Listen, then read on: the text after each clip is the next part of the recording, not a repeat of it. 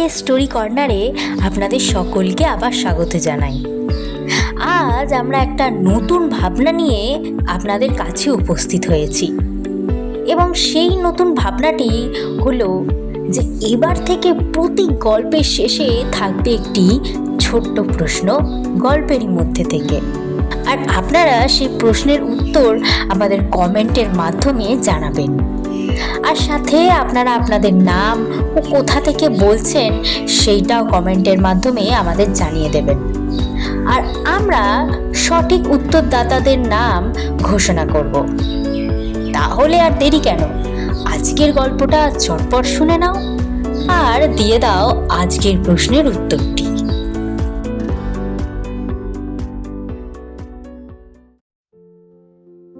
একজন লোকের 4টে ছেলে ছিল, কিন্তু এই 4 ছেলের মধ্যে কোনো ভাব ভালোবাসা ছিল না। তারা সব সময় নিজেদের মধ্যে ঝগড়াই করতে থাকতো। তাদের এই মতভেদ অসদ্ভাব দেখে তাদের বাবা একটু চিন্তায় পড়লেন।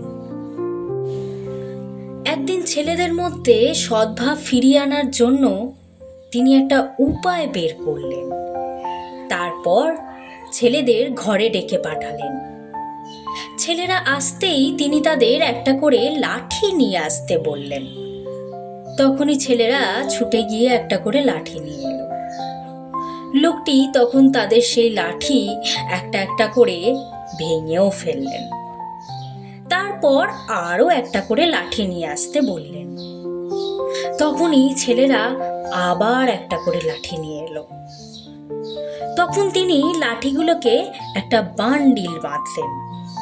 এবার ছেলেদের ভাঙতে বললেন। প্রত্যেকেই চেষ্টা করলো, কিন্তু কেউ ভাঙতে পারল না। লোকটি তখন ছেলেদের বললেন, তোমরা কিছু বুঝলে? দেখো, যদি তোমরা সকলে মিলেমিশে ওই লাঠির গোছার মতো থাকো, তবে শত্রুরা তোমাদের কোনো ক্ষতিই করতে পারবে না।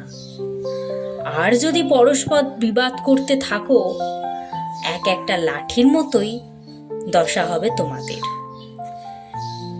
সেই থেকে তখন ছেলেরা মিলে মিশে আনন্দে থাকতে লাগলো।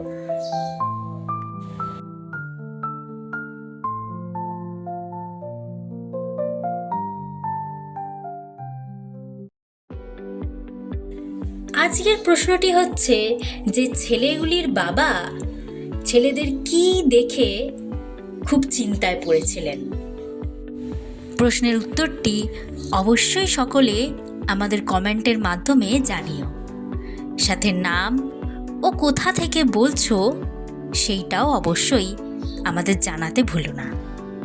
Thank you.